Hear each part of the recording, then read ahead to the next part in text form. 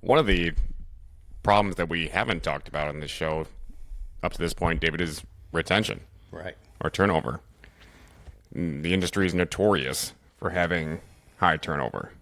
It's the nature of the industry, but I think there's major room for improvement in retention. Oh, yeah.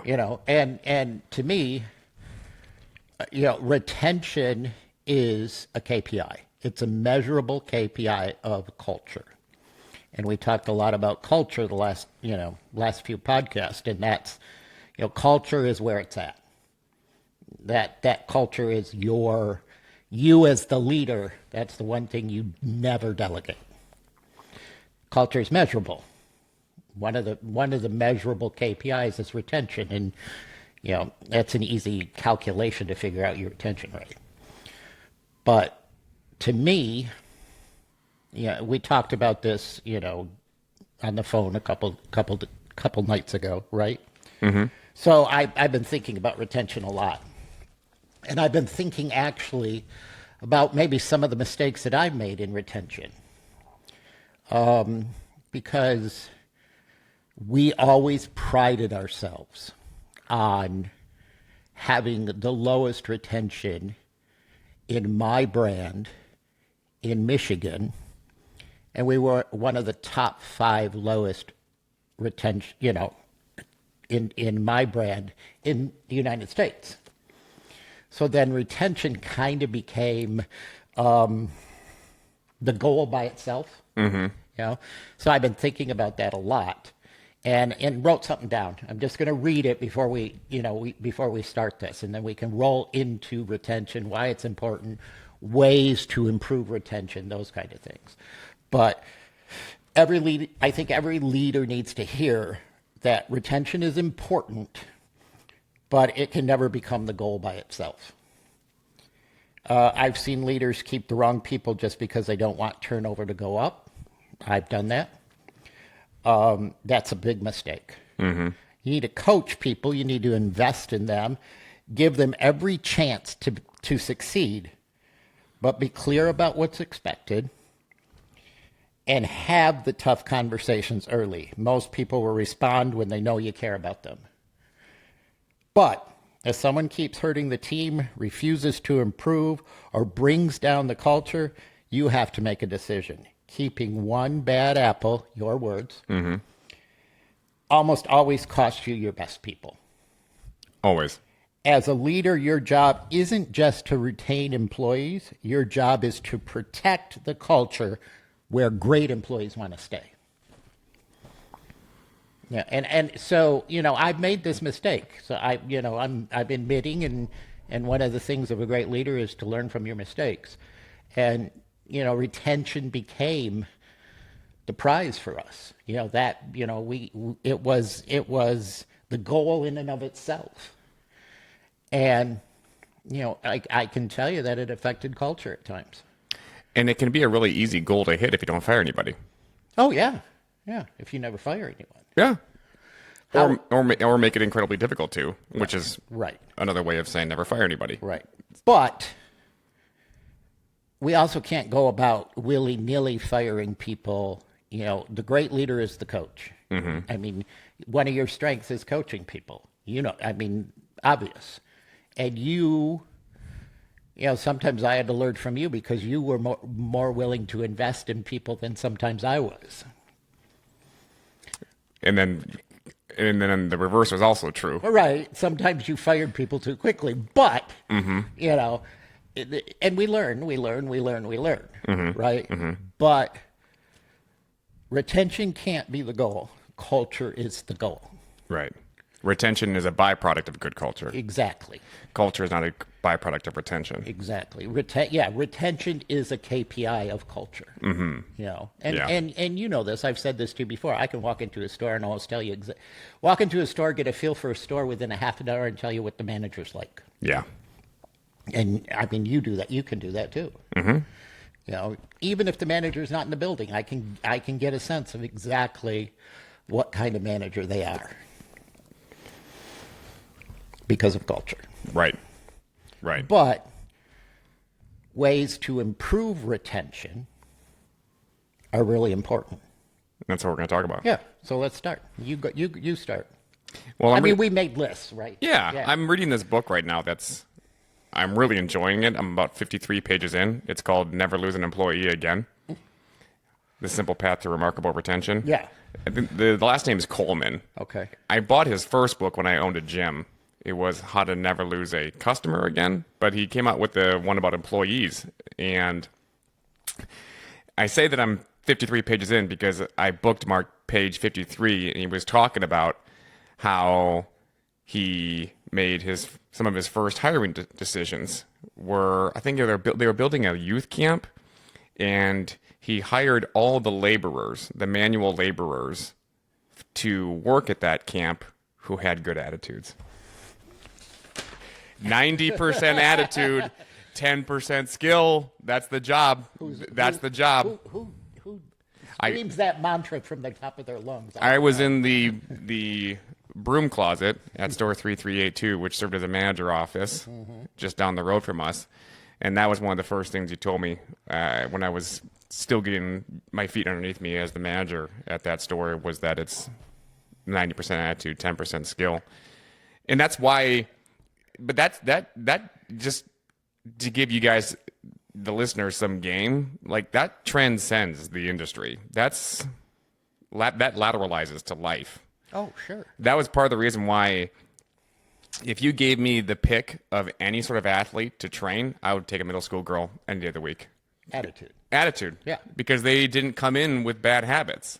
They didn't come in with preconceptions as far as what the training would be. You could mold them and build them into what they actually were looking to get out of it, which is a bigger, faster, stronger middle school girl soccer player. Whereas the boys that age had already come in with some bad habits or some preconceptions as far as what training would be. Well, I'm going to get in there, I'm going to bench, right? It's like, nah, bro. Yeah. Like, hey, you don't even know how to do a push-up yet, right? And so they had a bad attitude, where the girls, they just wanted to get better. Right. Right? And so you said what they would do, run through a brick wall for you. Same thing with this industry. It's the people that don't have any experience most of the time, but great attitudes, that come in there and kill it. You know how I know that? Because you're sitting across from one. Oh, yeah. I didn't have any experience in this industry. Well, you had a great attitude. Well, yeah, when you're jobless for 6 months, you're going to have a good attitude. Well, so the initial decision, I met you as a crew member, right? Sandwich artist. Yeah, sandwich artist. So I met you as a crew member a couple times. I got a phone call from the unit manager of that store, and she said, "Hey, I just hired this guy," and blah blah blah blah blah. And I don't want to say not red flags, but this guy is so outside of the norm of the QSR employee that we normally hire demographically, right? Said, "Well, I want to meet this dude." And it's very rare that I would go into a store to specifically meet someone, right? First time I met you, great. This guy's got the attitude. This guy's got the great attitude. And then I remember getting the phone call about, what do you think about him becoming the unit manager of that store? And a lot of my questions were, well, how was his attitude? How did he come across when you talked to him? What was it, what was the attitude like? I didn't ask, does he know control sheets? Does he know productivity? Does he know food costs? Does he know labor percentage? Those, I wanted to know more about what was his attitude going to be like managing people. Yeah.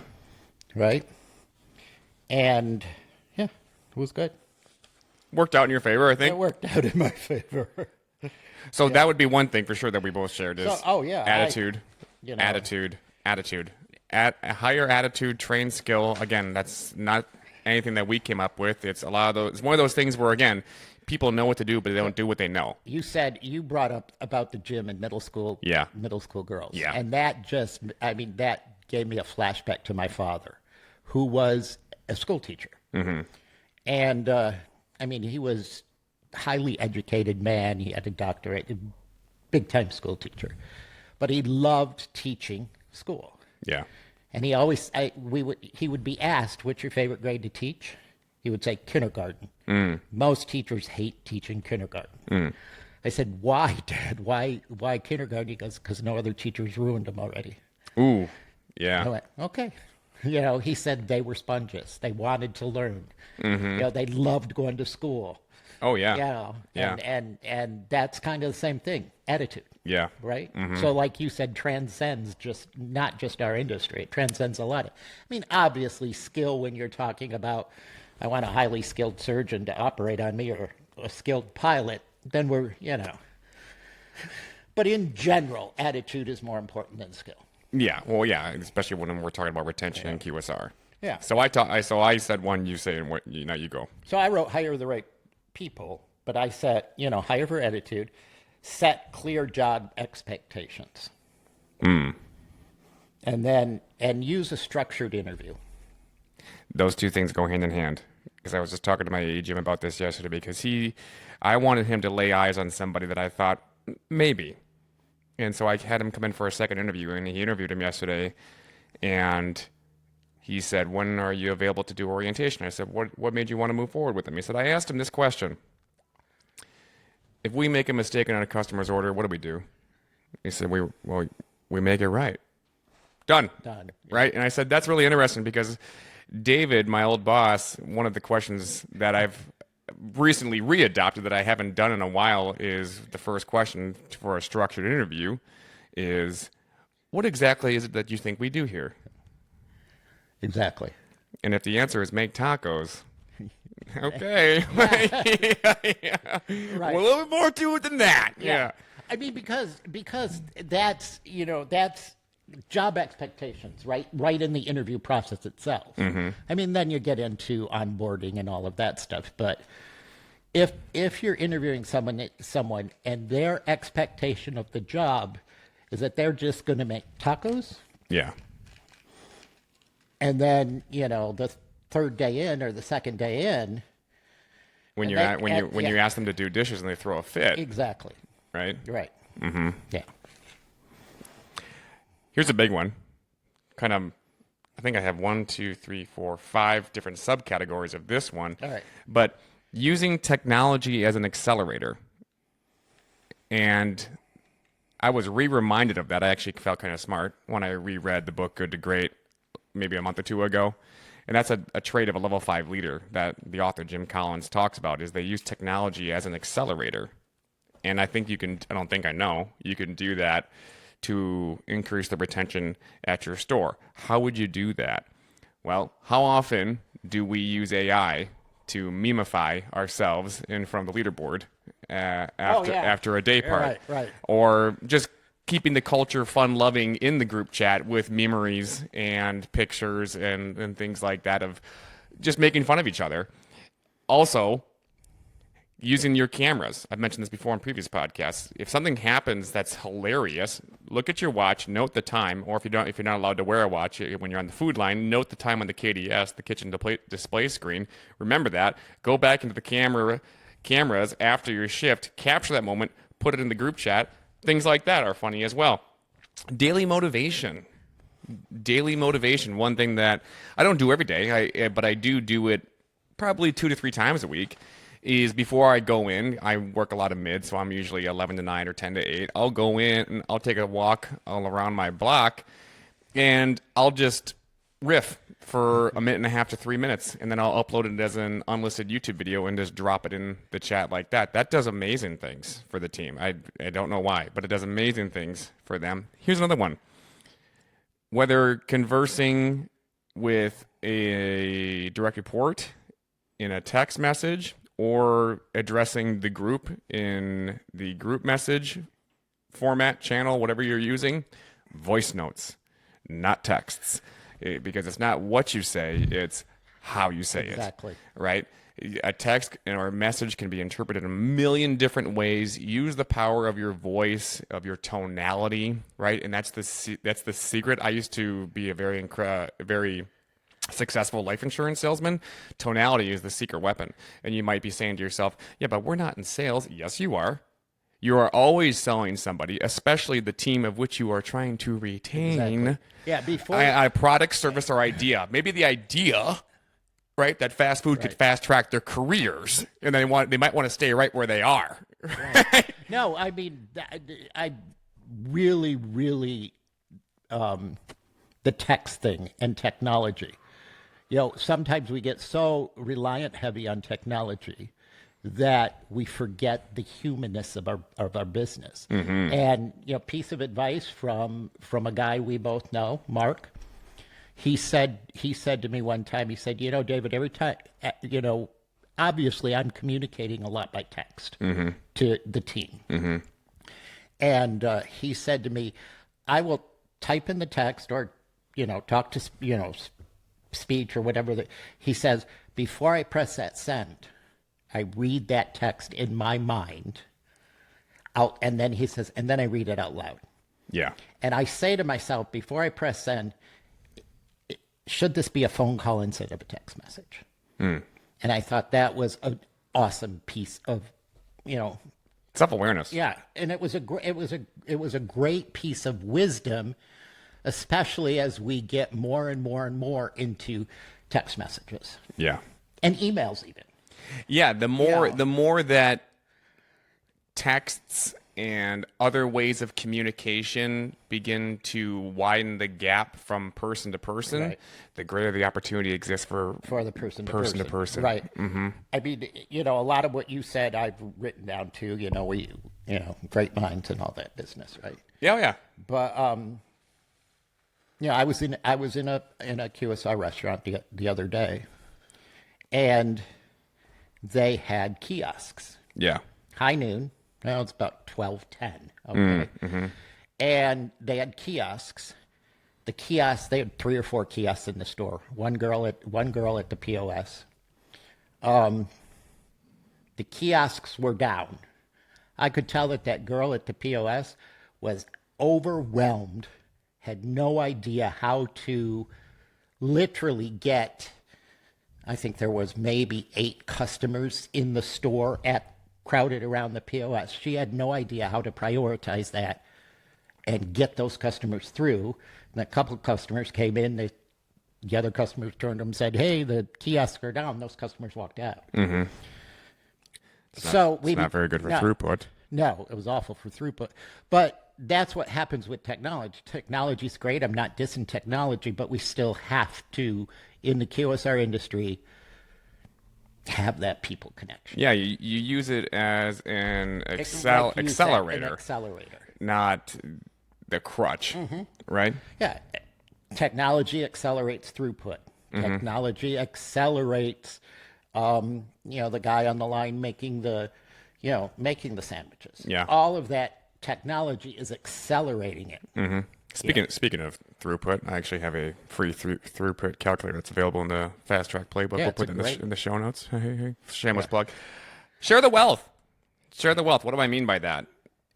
In this industry, I have yet to come across. Well, that's not true.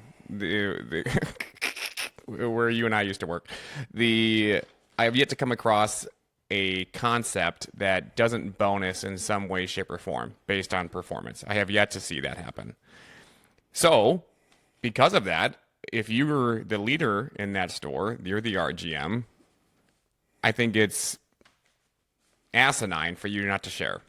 And so what do I mean by that? Do you actually have to give dollar bills to your people for helping you achieve the bonus for that particular period or however long the time horizon is to achieve bonuses? No. But simple things that people really like, and then you might ask, well, what do people like? Well, how about you ask them? Right? How about you ask them? There was one. Jared is one of our managers. This is again the power of just empowering people to just take something and run with it. I wanted him to just take a survey of everybody, whatever they would want if we full bonus this period. Dude goes on to some sort of platform and creates this wicked survey with multiple choice options and all these things, and just drops that link in the chat. It's like, didn't know how you did that, but that's awesome, right? And it's recording the results in live time as people are voting. Really? Yeah. That's cool. Yeah, so it's like swag or Right. pine hunter in the face or hoodies, pins for your hats, like little things. Doesn't take much, right? It doesn't take much, but sharing your success. Because it's not your success, their success is your success. But make sure it's commensurate with whatever you're asking. I can remember one time, and you'll remember this. It's like the corporate entity had a contest, and one of the things you could win was a pair of socks. Yeah. Yeah. Yeah. I mean, that turned into a joke with the staff. Mm-hmm. It kind of turned into a meme. Mm-hmm. I think those socks got made into sock puppets and were stuffed and placed on the POS system and that kind of thing. So especially the above restaurant leader, you really need to think this is where we talked before is that, communication needs to come from the bottom up. Yeah. So I'm a big believer in share the success, and that doesn't necessarily mean money. It can be swag. It can be whatever. Mm-hmm. But make sure it's the right thing. Yeah. Communicate. If you're an above restaurant leader, because, we approach this, you and I approach this from two different angles, which I think is a great thing, is that, get the feedback from your people, like you said. Yeah. And if you're an above restaurant leader, if this manager says that would bomb at my store, Right. So don't make it across the board thing. Yeah, I was in a way different place back then than where I'm at now. I mean, we were in a mountain of debt and behind in our mortgage. And when that initiative came out, and I sent you a text, I said, these socks aren't going to pay my mortgage. Right? Like, oh, congrats. Like, thanks. Yeah. Right? Yeah. But I think another one, did you have one? You go. Yeah. So, I mean, I'm skipping over some of these because you've already touched on. Biggie to me is train well. Give the person a strong first day. You've heard me say this expression a lot, baptism by fire, and we use that a lot in the industry. That's wrong. Mm-hmm. Baptism by fire is so wrong. Mm-hmm. That'll cause people to walk out the door quicker than you can think. Yeah. So don't throw the people on the line and say, go, here you go, make a taco, make a sub, make a burger. Train well. Give a very strong first impression on their first day that you guys got your stuff together, and treat that new hire as a customer. We talk a lot about customer service. We don't talk a lot about, in our industry, about employee service. Right. So we're always focused on providing great customer service. You got to provide great employee service, especially on the first day, and train them well so that they at least have a gist of the job, that they don't feel like a failure, that they aren't overwhelmed, and obviously in our business, it's like get them in, get them trained, get them on the line kind of thing. Mm-hmm. But let's spend a little bit of time in the beginning with them. Yeah. Yeah, and I wanted to share this with you because last weekend I went to Raising Cane's for my cheat meal, and one of the things that I was talking to BK about, my AGM, was like, man, those people looked so happy to be there, and one of the things that he said, which was just I thought was so brilliant, is he said, yeah, their time to become competent is probably so short. You have 4 items in the menu to learn. Oh, yeah. You drop chicken, you put it in a tray, you hand it out the window.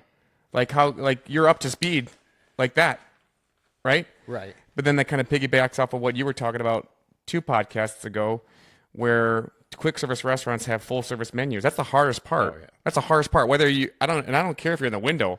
Figuring out where everything is on the POS is difficult, much less making the damn stuff. So if you are in that position, but that's a way to improve retention. How quickly can you get your person up to being competent? Because then once they're competent, they're going to have confidence, and once they have confidence, then you're going to start developing culture. Right.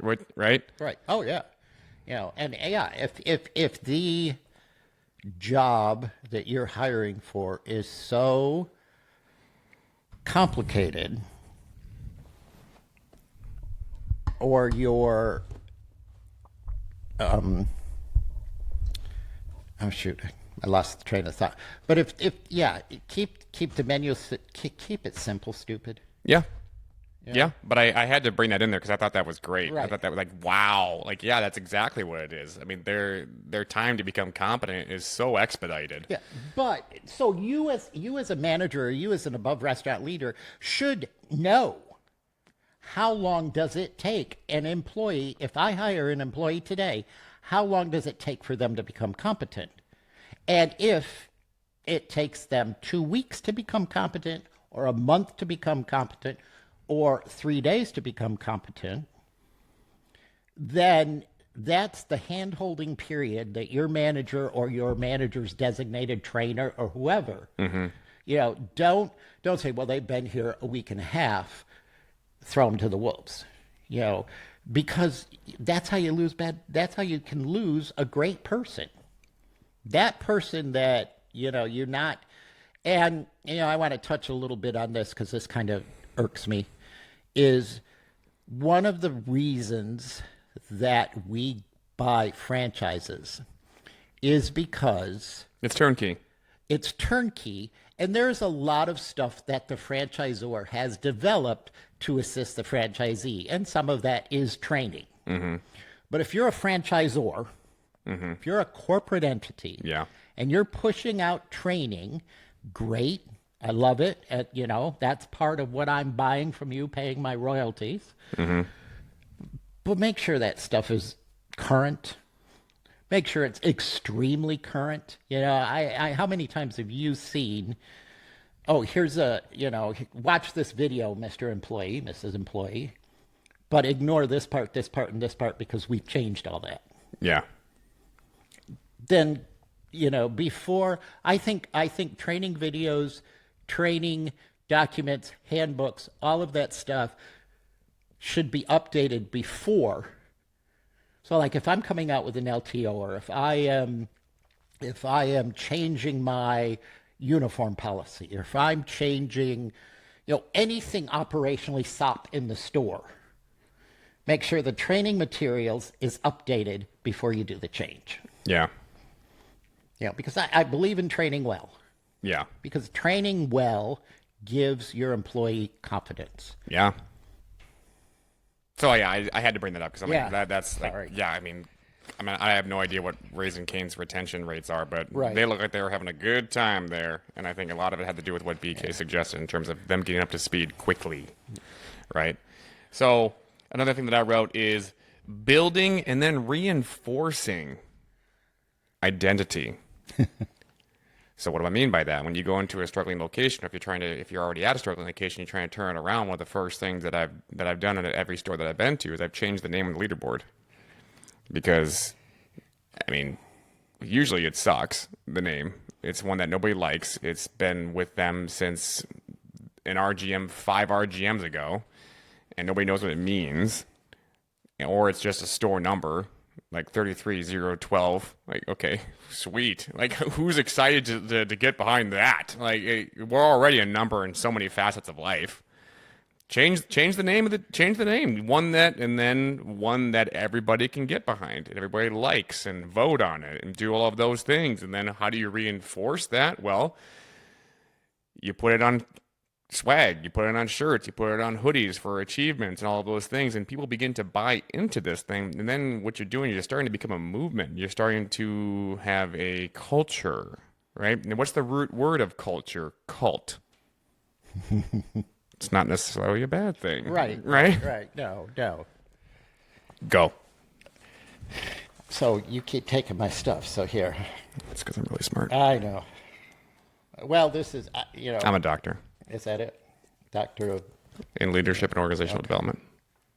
No, that's right. You are. Right. Well, you're going to be. One thing that we always laugh at, just sidebar, one thing that we always laugh at whenever somebody like burns themselves or like slams a lid on their finger or something like that, one of my BK will make a joke. He's like, is anybody a doctor? And then you'll like pretend to be me, and he's like, yes, but in leadership and organizational development. So for the, I mean, I can tell this, right? Yeah, go But ahead. for those of you that don't know, Hunter is going to be, or has started going to be, studying for his doctorate, and so he will be Dr. Charneski. Heyo. Build great leaders, coach instead of criticize, recognize good work, hold regular one-on-one meetings, develop future leaders. Yeah. So you said one-on-ones. Yeah. Yep. Don't. And a one-on-one isn't.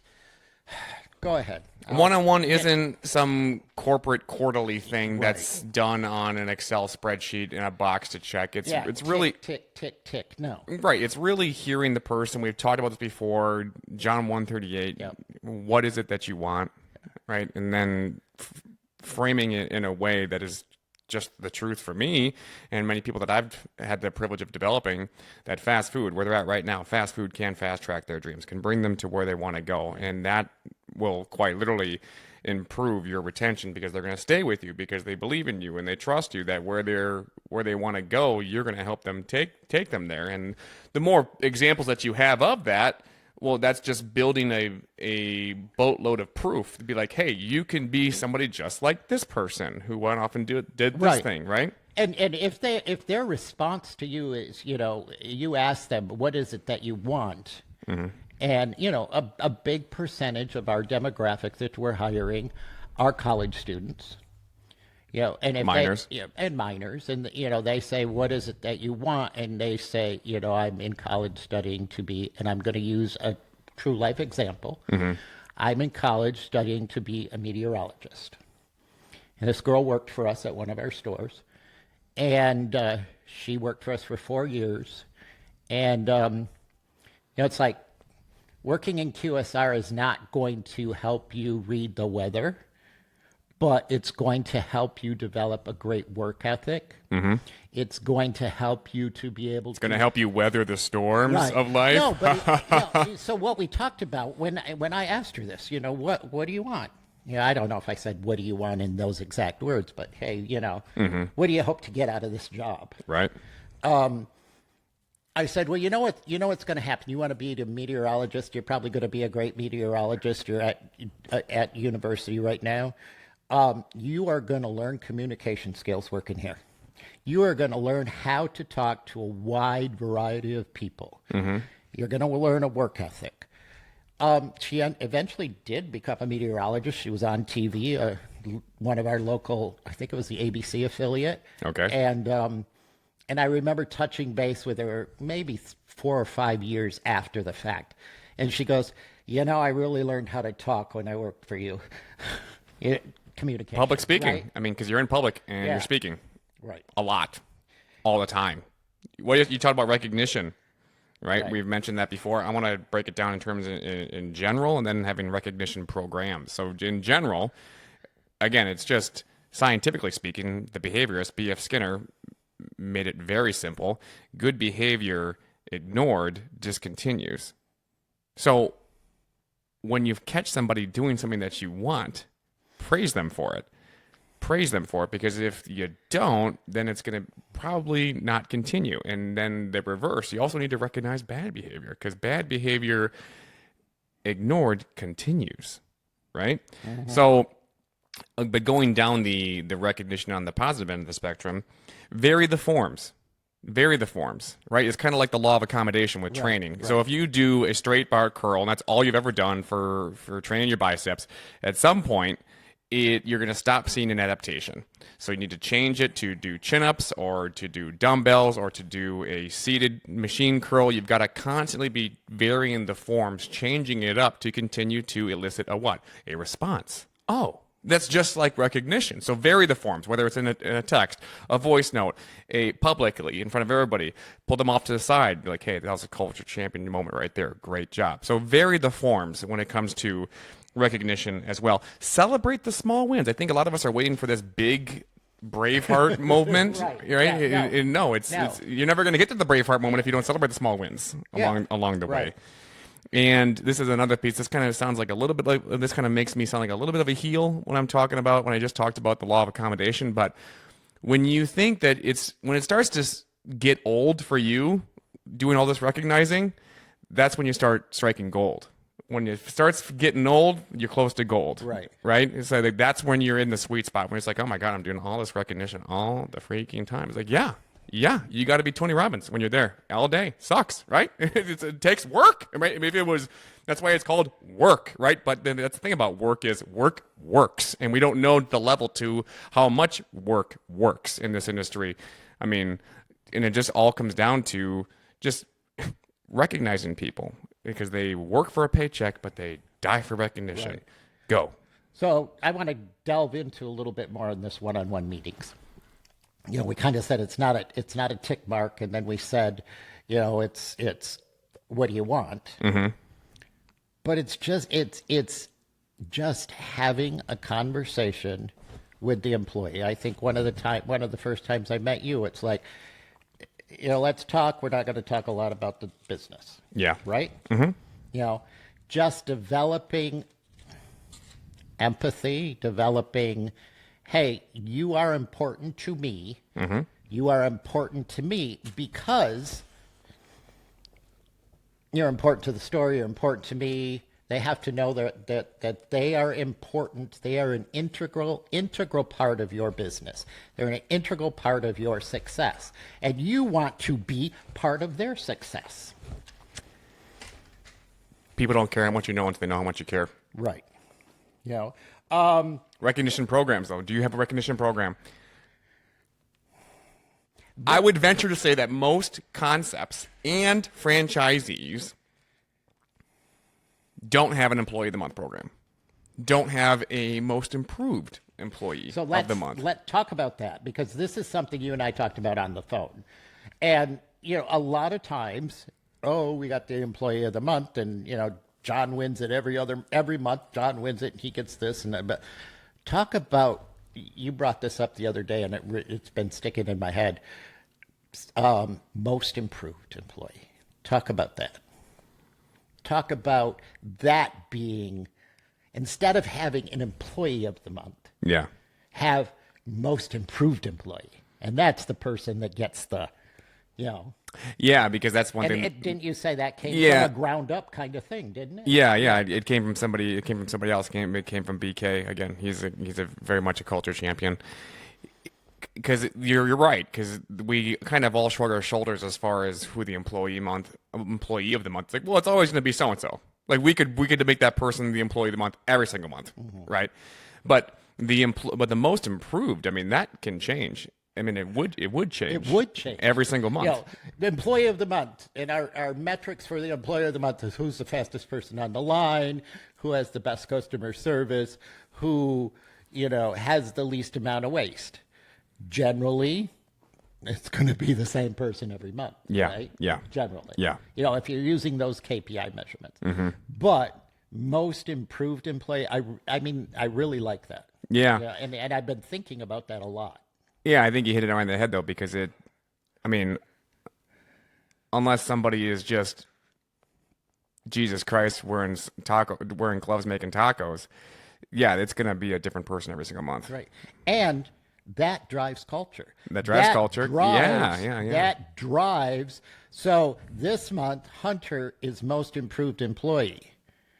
And that's going to drive all the other people that are working with him. They want it. Yeah.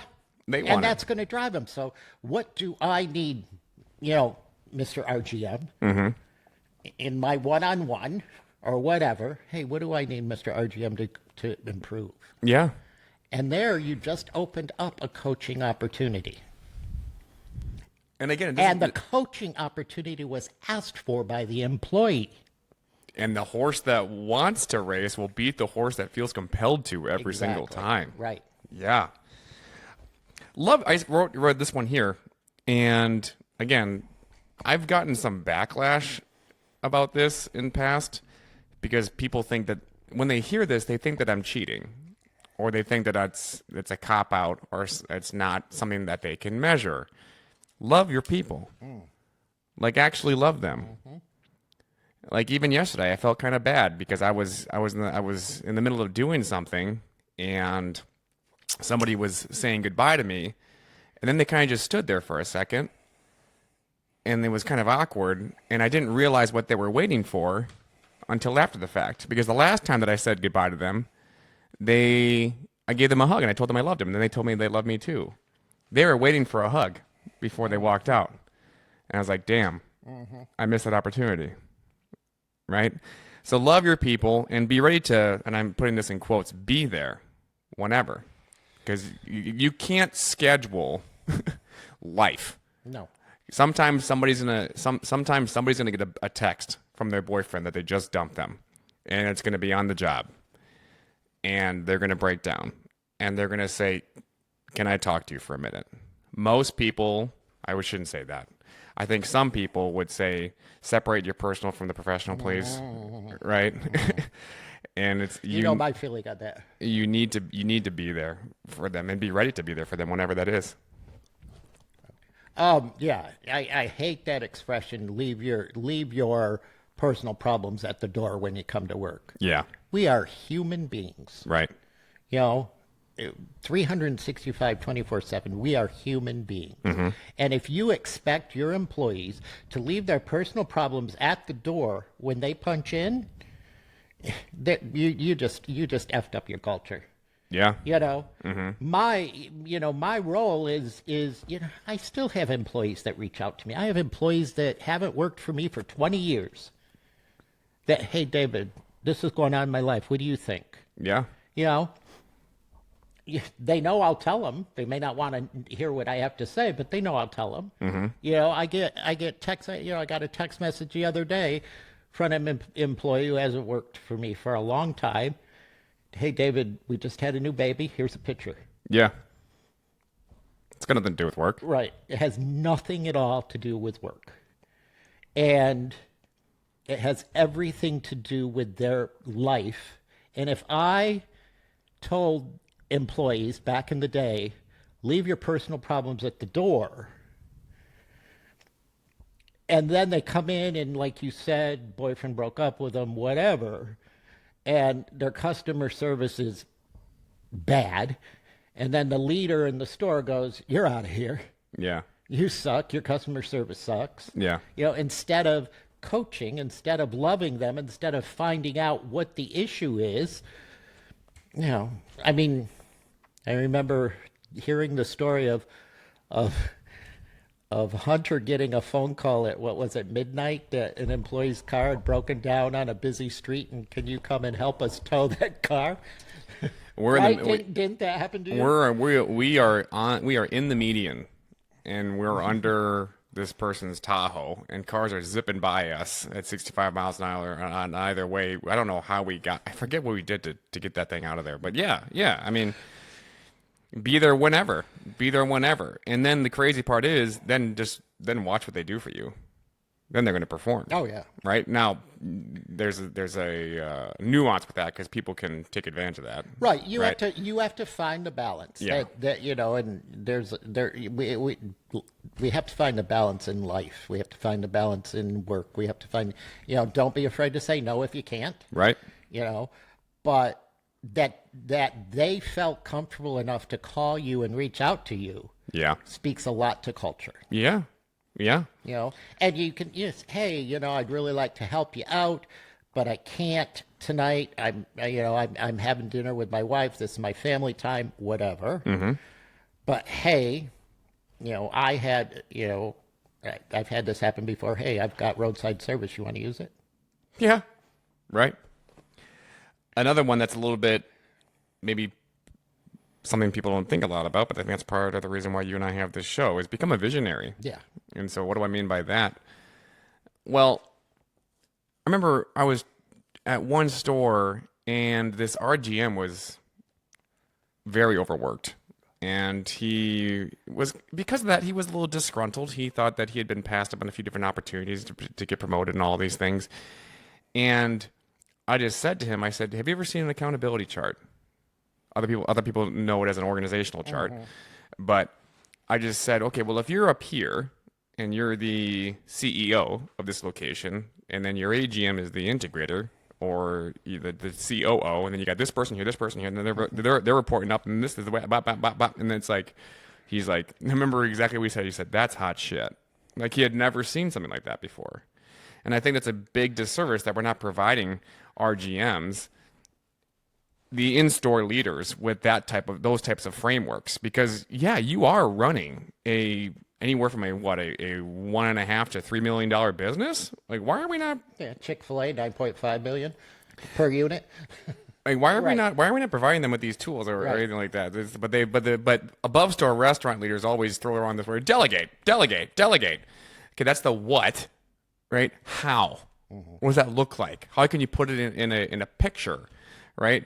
They were this. Oh, okay. So these people have seats. Yeah, and then it also allows you to, instead of trying to fit a person into a system, you build a system around a person, and then everybody you get the right people in the right seats, and then from there, then you can begin to get out of the store. You can be able to go do other things. You're not there all the time. You have autonomy, and they have autonomy. And since you put them in the positions where they operate the best, then if people are operating where they're best, then they might actually do better work and have a good time. And good times are part of culture and all of these things. And if you have a good culture, that helps with retention. What were you going to say? So, I wrote down here offer growth.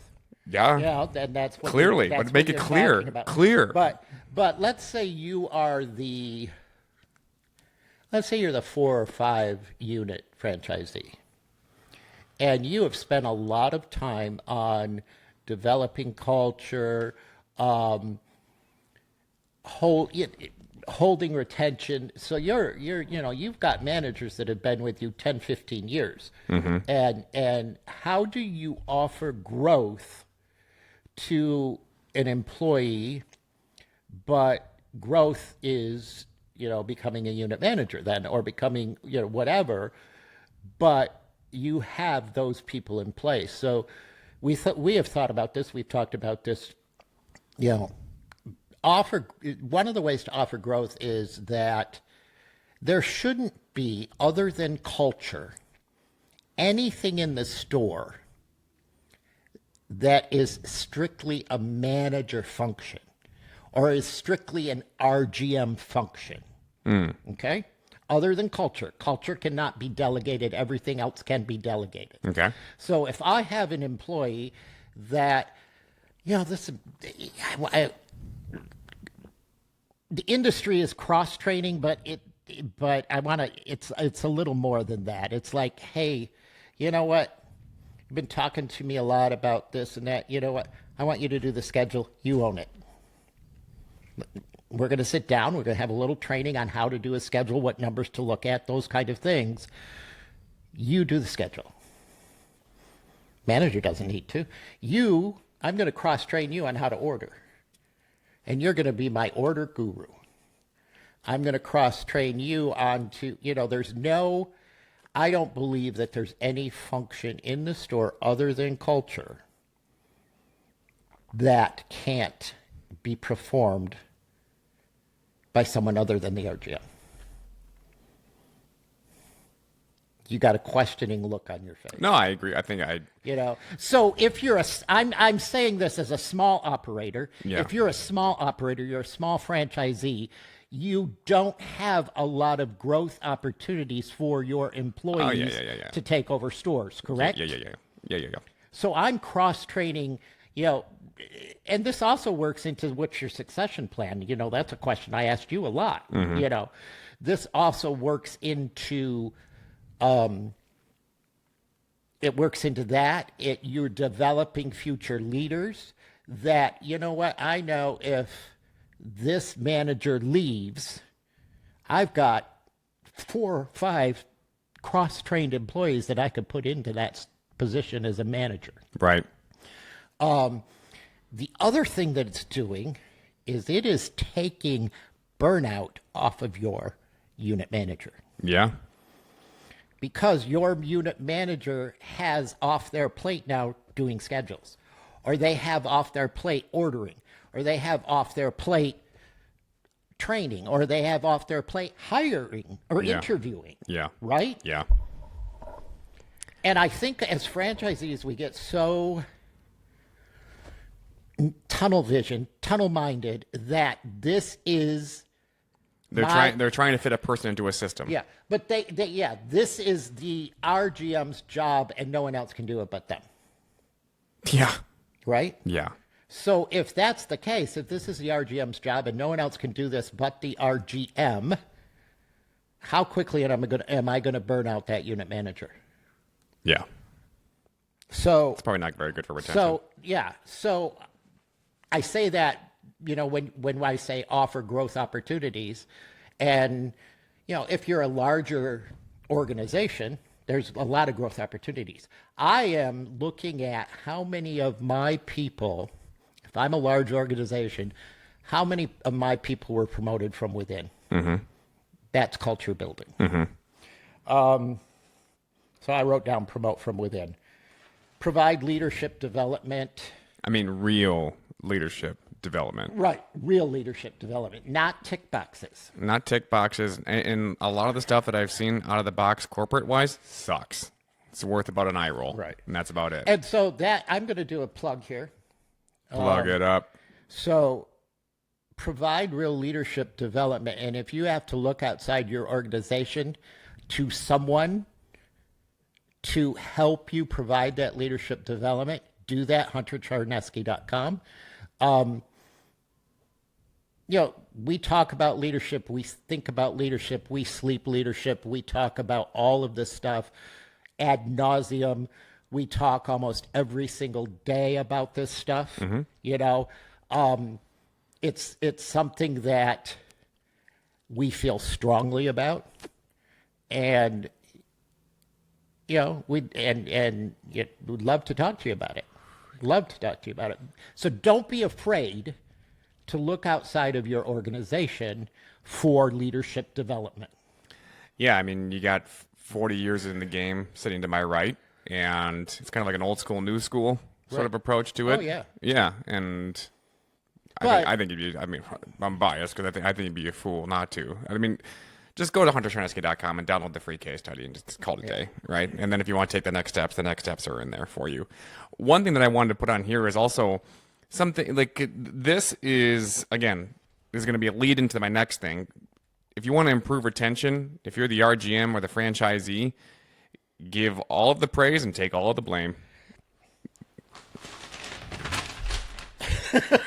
What does it say? David's always got 10 printouts. Right. So, never criticize, always coach. Mm-hmm. Praise in public, coach in private. Yeah. If something happens in the store, 9 times out of 10, if there's an issue in your store, it's because of culture. Mm. Who is the person that is responsible for culture? The RGM. Right. Or the franchisee. Yeah.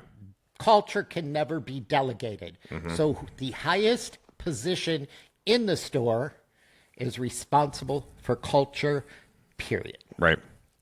They are the culture champion. And if the issue is with the RGM, the unit manager, the restaurant manager, whatever you call them, ultimately it is you. You, as the franchisee, are responsible for culture. Yeah. Period. Mm-hmm. And don't be afraid to take that hard look at yourself and say, boy, I really screwed up here. Yeah, failure teaches you way more than success. Success doesn't teach you much of anything. Mm-hmm. So, but the part that I wanted to lead into with that is giving all the praise but taking all the blame. Again, that's sort of like a common sense thing. But the lead-in that I'm getting into is don't underestimate all of the wisdom that you have, that you are just shrugging your shoulders and saying, well, everybody knows that. No, they don't. They don't, actually. They don't. So you are full of nuggets and gold and all of these things. Like there have been so many little phrases that I've adopted, that my team has adopted, that I've just sort of said. Like there's a reason why we have energy during a lunch rush and dinner rush, because if you're juiceless, you're useless. Like right? They throw that one around. Yeah, Hunter has a lot of bumper stickers. And there was one, and this is another one that I did not write. Learn how to tell stories If you want to improve retention, right, learn how to tell a story. Learn how to tell a story. Facts tell, but stories sell. Yep. You're always selling your people on a product, a service, or an idea. The main idea being that fast food can fast track their dreams. Lean into the ability to story tell. And so what do I mean by that? So we were having an issue where we were just holding on too much product all the time. And so then I just said, you know what? I went to a professional football tryout 3 years ago, and I had to take my son's car. And the thing about my son's car is it had a faulty gas gauge. When you were 25% full on that gas gauge, you were really 100% empty. And I ran out of gas. So next time we see fries, potatoes, chalupas at 25% full, we are 100% empty. So drop that product. And now that's all that anybody says when it comes to those things. They're like, oh, I don't know. Those look about 25% full to me, which means we're 100% empty, right? And Right. so, but that's a story. That stuck more than if you had said to them, our SOP, our standard operating procedure for this is that when this line is at 25%, then you are to go and do this and take this and drop this and put this down. Or Meh. right. Yeah. But they remembered the story, Yes. right? Yes. They remembered the story. Right. Don't micromanage if you want to improve retention. Give autonomy. And then one thing that I did recently, and my team got a lot out of this is probably going to be, depending on the size of your store, if you work with a slower concept, maybe slower concept meaning 15,000 or less in terms of weekly AUVs. Right. If you're working with a larger concept, with the smaller concept, you can probably do the entire store. The larger concepts doing 30, 40, 50 plus a week in sales, you might have to limit it to just your managers. But I did this a couple of weeks ago, and we got a lot out of it. I don't know what else to call it other than the strength exercise. And so what we did is I had all of us write down 10 strengths that we thought and believed we had in ourselves. And that does two things. One, it gets you to become more self-aware, and you get a little bit of a dopaminergic effect about it, like, yes, I do have this ability. But more than that, and this was the cool part, some of them, I would say almost half of my managers, they couldn't come up with 10. And so then we went outside and we got in a circle. We were in the parking lot, and we each took a turn. So one person would be the subject. And then starting at the person at the right, and then we would go all the way around, and each of us would take a turn telling that person what we thought their greatest strength was. So by the time we had all made it around, that person now had 8 different affirmations as to where they are strong. Mm-hmm. And we did that for the next person, and then the next person, and then the next person. There were teary eyes, there were bigger chests, and I think everybody walked out of that exercise a little bit taller that day, because you begin to, it's a bit of a kumbaya moment, but you begin to realize that, hey, I didn't know these things about myself. And there was one of my managers who said, I'm not sure what everybody's going to say about me when it gets to be my turn. And then we all said these amazing things about this guy. And like I said, everybody walked away from there a little bit taller. Mm-hmm. And it does something. It galvanizes you, because it's like, you feel seen in that moment. And it just feels good to be affirmed and to be. It was revealing. It was revelatory. Like, wow, like all these people really feel these things about me, and I could say that. I'm sure everybody could say that same exact thing that I just said. Like, wow, I didn't know that everybody felt this way about me. It's easier to self-criticize. Yeah, and I mean, it's harder to compliment yourself, but it's easy to compliment others. Mm-hmm. Yeah, that's great. So culture builder. Yeah. So with that, like I said, or like David said, if you want to fast track this process to improve retention, then it's in the show notes, and you can go to huntercharneski.com as well. Download that free case study on leadership. Because again, if you're a franchisee, yeah, you're looking at the bottom line. We get it. But this sort of thing shows up on the bottom line. And that's exactly what that case study demonstrates. Yeah. So go there, download the case study, and if you want to fast track it, get in touch with David and I, because this is what we do. Excellence through empowerment. You got anything else? Yeah, Restaurant A, total turnover, annual turnover, 180%. Your profit margin's 8%. Restaurant B, annual turnover rate, 70%. Profit margin's 15%. That's not nothing. No. So I'm a I was a franchisee for a long time. I looked at profits. Those are real numbers, by the way. Culture drives profits. Retention is a measurement of culture. Thanks, guys. We'll talk to you guys next time.